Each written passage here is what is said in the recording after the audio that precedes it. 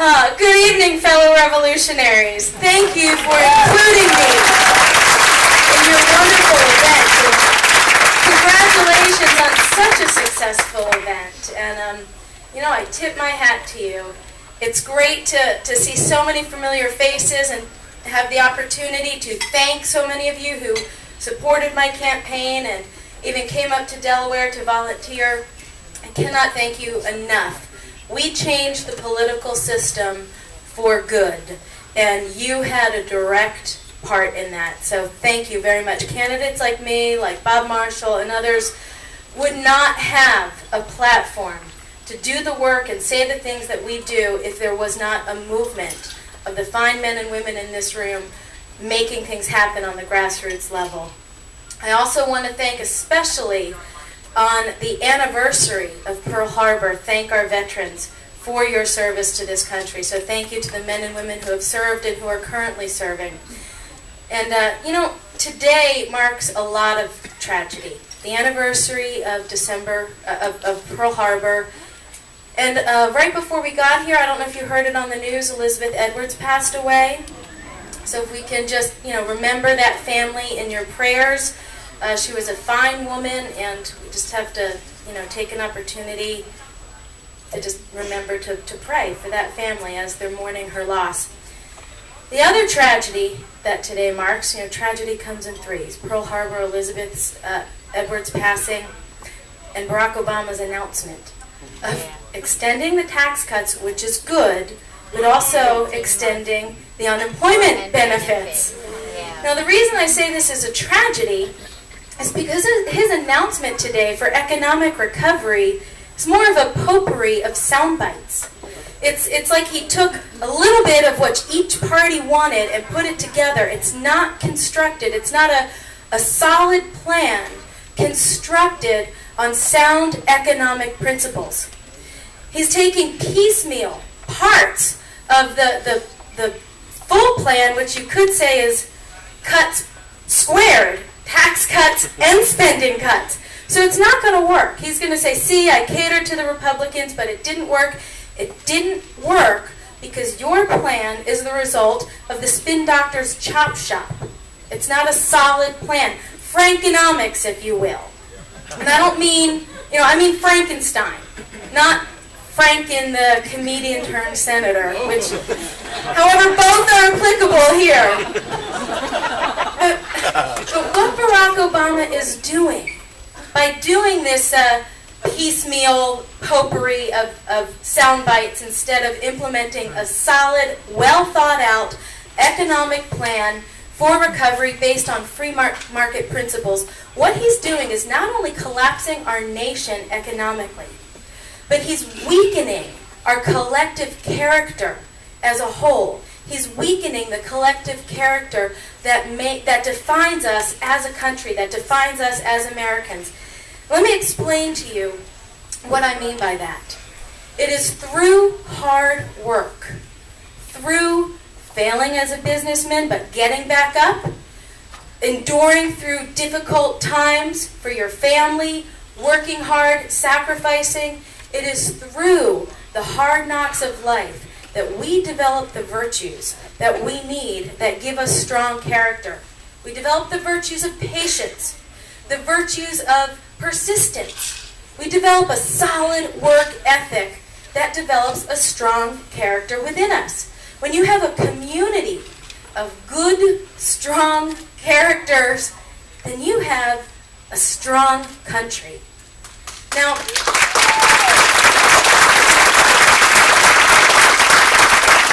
instead of moving towards real economic recovery, I believe the best thing the government can do is to get out of the way of the entrepreneur, get out of the way of the small business owner, not expand the size of government. And instead, Barack Obama, instead of creating a culture of free market enterprise in which the entrepreneur spirit, the human spirit can flourish, he's not just creating a culture of dependency, but a culture of entitlement.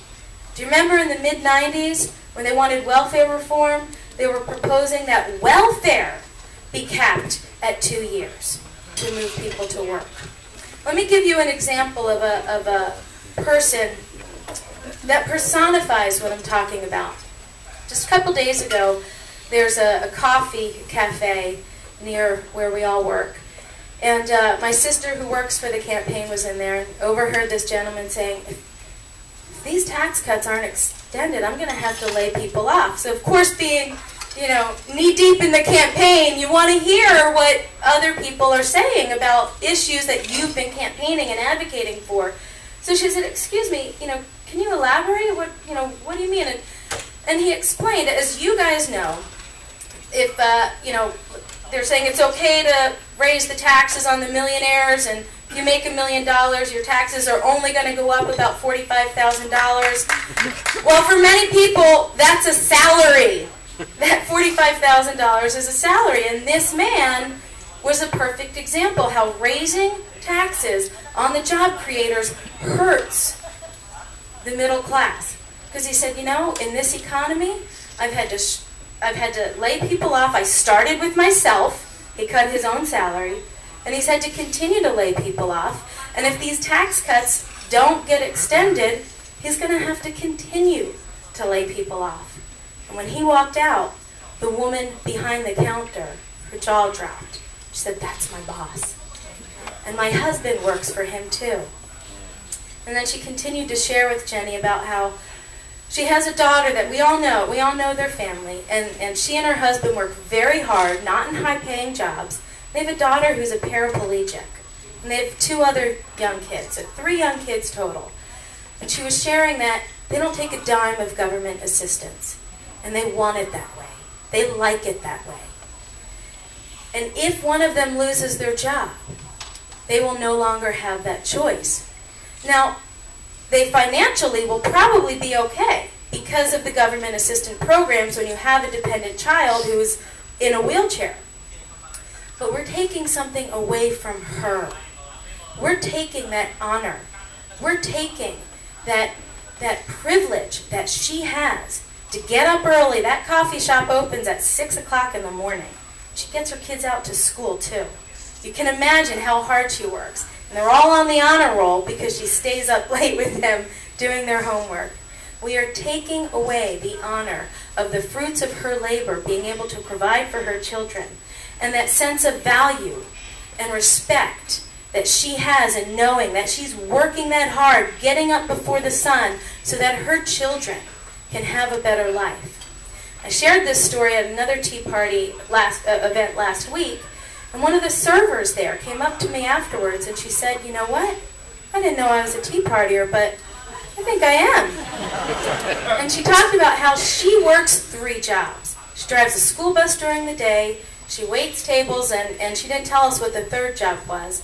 She said her main job was as a school bus driver, and although if she quit one of her jobs, she could get government assistance to help take care of her kids, but she doesn't want to.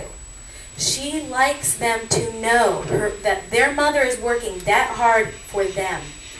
And she again has the pride of a parent working hard and sacrificing, suffering and enduring for you. That's an act of love. That's what I mean about Barack Obama's announcement today is not just collapsing our country economically, but by creating a culture of dependency, a culture of entitlement, we are weakening the collective character of our country as a whole, which is going to cause our country to implode from within. We need more women like this. And we need you to continue to spread the message about what the Tea Party really is about. Because what we can learn from these 2 women, what we can prove and demonstrate without a doubt, is that freedom is inscribed on the hearts of everyone. Everyone. And our longing to be valued, and our need to be respected, and our desire to be appreciated for individuals. That's our individual, personal, private quest for freedom. And it is hard work and sacrifice and good ethics that create that freedom. And it is a free market environment that our founding fathers knew very well works is the best economic system to, as I've read in those papal encyclicals, is the best to honor and support the human dignity of each person, to show them that value, to show them that respect, in that the harder you work, the more you endure, the more virtue and character you build in yourself, the better life you can have for yourself and your family. And you can pass that on. When we take away that reward, we're really devaluing that individual. Now, you heard the quote here tonight. You've heard it many times before. But I, like John, have my notes here, but not on them. You've heard the quote before. The only thing necessary for evil to prevail is for good men and women to do nothing. You've heard that quote from Edmund Burke. Now, coming off of a very taxing, no pun intended, 2010 midterm election, you guys are probably feeling what I'm feeling. Well, what about when those good men and women are tired? Especially in the middle of what's going on. What if you're a little worn out or spent? Then what happens? So let me share with you a personal inspiration for me when I was confronted with that situation. What if you're just a little spent? Can we just pretend this isn't happening? No, we cannot. We cannot pretend this isn't happening. This was last March, right after my announcement, when the first of what was many slanderous, very inaccurate hit pieces came out. I needed a little break. I went to go have lunch with my friend Maria, because sometimes, in these times that try men's souls, good 10 minutes with a good friend is exactly what you need to refresh yourself and keep going. So I took a break from the campaign trail, met her up in Philadelphia, 'cause it's only about 20 minutes from Wilmington, and had lunch with a dear friend of mine. And she said to me, look, as your friend, I have to ask you, why are you doing this? And I laughed, and she said, no, that wasn't rhetorical. As your friend, I need to know why you're doing this. Christine, the world is your oyster. You're single, you don't have any debt, you don't have any responsibilities. You could move to Hawaii, get a job waiting tables, and surf all day. Pretend the country's not falling apart. Why are you doing this? You know, and I thought for a moment, and I thought of the many veterans who have given their lives because they understood the cause of freedom. I thought of our founding fathers who were forced with intimidation tactics, where they're to watch their barns burn with their families in it, who were forced trying to get them to give up the cause of freedom by losing their job and threats, and how they understood the greater cause. They had a picture in their mind of what they were fighting for, and nothing could stop them. And I said, if I didn't do this because they're going to try to slander my reputation, I don't deserve the freedom I'm fighting for. Kind of like what Robert said. Think I would value my life over freedom? So she said, let's not finish lunch. You've got to see something. And she took me to Washington Square, which is a park in Philadelphia that, now I was born in Philadelphia. I'd been to this park many times, but I never noticed the small eternal flame that burns in the back. And it's for the unknown, it's again for the unnamed soldiers. And above that flame is an inscription that says, freedom is the light for which many men have died in darkness.